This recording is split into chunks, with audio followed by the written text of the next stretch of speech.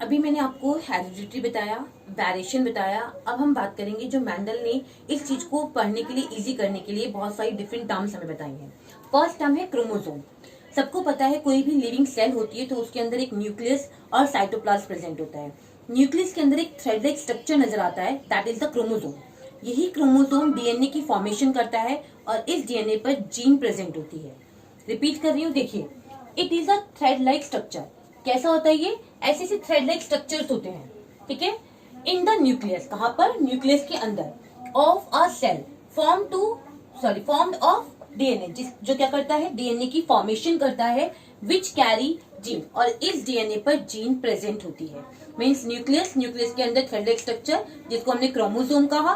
Chromosome DNA बना रहा है और इसी डीएनए पर जीन प्रेजेंट होती है। ह्यूमन बॉडी के अंदर अगर हम वैसे तो डिफरेंट डिफरेंट ऑर्गेनिज्म में आप जो ये क्रोमोसोम का नंबर है डिफरेंट देखने को आपको मिलेगा, लेकिन क्योंकि हम ह्यूमन बॉडी पढ़ते हैं, दैट्स वाई मैं सिर्फ आपको ह्यूमन बॉडी का बता रही हूँ। ह्यूमन बॉडी में 23 पेयर ऑफ क्रोमोसोम होते हैं। 23 पेयर का मतलब हो गया 46 chromosome,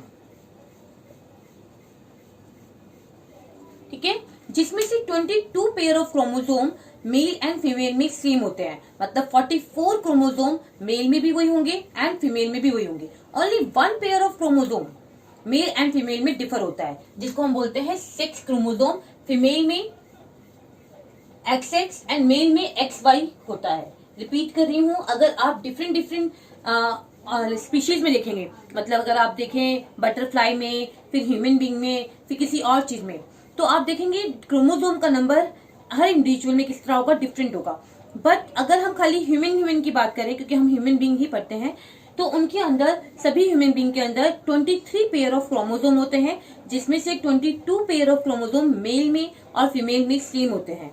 only 1 pair of chromosome male और फीमेल में डिफरेंट होता है, जो कि सेक्स क्रोमोसोम कहलाता है, जो फीमेल में XX और मेल में YY होता है। अब हम बात करेंगे जीन।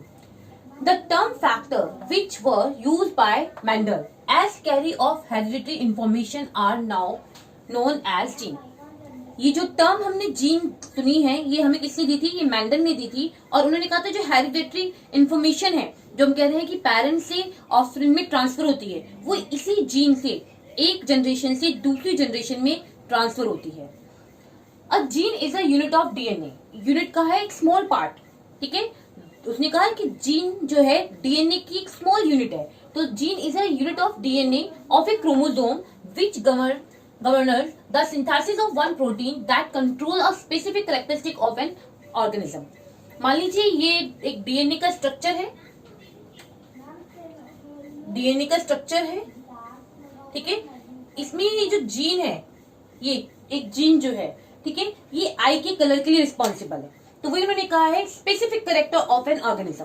जो एक यूनिट ऑफ जीन हमने यहाँ पे कहा है, जो एक यूनिट डीएनए की हमने बात करी, जिसे जीन कहते हैं, वो एक पर्टिकुलर ये स्पेसिफिक कैरेक्टर के लिए रिस्पॉन्सिबल होती है। मान लीजिए एक जीन हेयर के कलर के लिए है, एक आई के कलर के लिए, एक स्किन के कलर के लिए, एक आईब्रो के कलर के लिए, तो अलग अलग उसके लिए वो अलग अलग क्या है, जीन वहां पे प्रेजेंट होगी। 1000 of gene on a chromosome. Chromosome पे एक क्रोमोसोम पे थाउजेंड्स ऑफ जीन्स प्रेजेंट होती हैं, which control various characteristic of an organism. और वो ह्यूमन बीइंग के अंदर बहुत डिफरेंट डिफरेंट कैरेक्टर्स को कंट्रोल करने में हेल्प करती हैं। Gene are actually unit of heredity which transfer characteristic from parent to their offspring during reproduction. मैंने ऑलरेडी आपको बता दिया है, जीन जो है एक जनरेशन से दूसरी जनरेशन में ट्रांसफर होती है, और वही क्या करती है, कैरेक्टरिस्टिक जो ट्रांसफर हुई है इंफॉर्मेशन, वो उसी के थ्रू एक जनरेशन से दूसरी जनरेशन ट्रांसफर होगी। जीन वर्क इन पेयर, हमेशा पेयर में प्रेजेंट होती है। फॉर एग्जाम्पल, अगर हम टॉल जीन लें तो 2 लेंगे और उसे हमेशा कैपिटल लेटर में लिखेंगे, कैपिटल टी।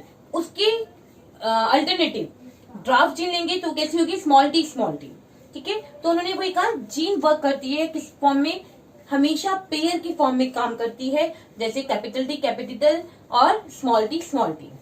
अब हम बात करेंगे, अब हम पढ़ लिया क्रोमोसोम किसे कहते हैं, जीन किसे कहते हैं। अब हम बात करेंगे डिफरेंट टाइप ऑफ टर्म्स। पहली टर्म है डोमिनेंट कैरेक्टर। देखिए, gene for controlling the same characteristic of an organism can be of 2 type. जो जीन हमने कहा पेयर में है वो कंट्रोल करती है सेम करेक्टर, इसका भी वही करेक्टर है, इसका भी वही करेक्टर है। मान लीजिए अब हमारे पास ये वाली जीन है, उस पेयर में है ना जीन, तो ये टॉल है और ये ड्वार्फ है, तो उन्होंने कहा gene for controlling the same character, दोनों ही मान लीजिए हाइट के लिए करेक्टर, टॉल का मतलब लंबा, ड्वार्फ का मतलब छोटा, तो gene for controlling the same character, height का करेक्टर है दोनों के बीच में, of an organism can be of two type, तो वो दो टाइप का हो सकता है, एक डोमिनेंट और दूसरा रिसेसिव। कैसे dominant and recessive? The gene which decide the appearance of an organism, वो जीन जो ह्यूमन या ऑर्गेनिज्म की अपीयरेंस को शो करता है, even in the presence of the, present show करता है अपनी कि मैं यहाँ प्रेजेंट हूँ, ऑफ एन अल्टरनेटिव जीन, दूसरी जीन के सामने, उसके लिए हम टर्म यूज करते हैं डोमिनेंट। जैसे कि ये टॉल है, ये ड्वार्फ है, तो ड्वार्फ एक टाइप की रिसेसिव है और टी उसकी डोमिनेंट है, ठीक है। डोमिनेंट बिल्कुल उसी तरह से जैसे क्लास में दो बच्चे हैं, दोनों ही बच्चे हैं, ठीक है, लेकिन एक बच्चा ज्यादा ताकतवर है तो वो अपनी प्रेजेंस सबके सामने शो कर लेता है, किस फॉर्म में कि मेरे को यहाँ बैठना है, खड़ा हो जाए नहीं तो मैं तेरी पिटाई कर दूंगा, तो जो भी रिसेसिव होगा वो वहां से रिमूव हो जाएगा और वो जो स्ट्रांग बच्चा था वो वहां जाके बैठ जाएगा। ठीक इसी तरह से जो पेयर में जीन हमारी प्रेजेंट है उनमें दो करेक्टर देखने को मिलते हैं, एक डोमिनेंट और दूसरा रिसेसिव। तो जो डोमिनेंट करेक्टर होगा वो रिसेसिव के सामने अपना आप को ऑलवेज रिप्रेजेंट करेगा और रिसेसिव उसके सामने अपने आप को रिप्रेजेंट नहीं कर पाएगा, ठीक है ना। जैसे कि क्लास में 50 बच्चे होते हैं, लेकिन जब टीचर क्वेश्चन पूछते हैं तो 4 या 5 स्टूडेंट्स का हाथ खड़ा होता है, या तो एक बच्चा उसमें शरारती होगा तो अपना आप ही आंसर पहले से पहले कर देगा, टीचर पूछेगी भी नहीं, तो उसकी अपीयरेंस क्या हो रही है, बाकी सब में सबसे तेज थी, दैट्स वाई वो डोमिनेंट है और उसने अपना आपको शो कर दिया, जस्ट लाइक दैट यहाँ पर भी वही चीज हो रही है, ठीक है। Next, dominate the recessive gene for the same character और the other chromosome of the pair. वही कहा उसने, ये जो डोमिनेंट पार्ट है वो रिसेसिव जीन के सामने सेम कैरेक्टर के सामने खड़ा है, जिसकी वजह से रिसेसिव अपने आप को रिप्रेजेंट नहीं कर पा रहा है, ठीक है, और other chromosome of the pair. Dominant gene को ऑलवेज कैपिटल लेटर में लिखेंगे, for example toll capital T.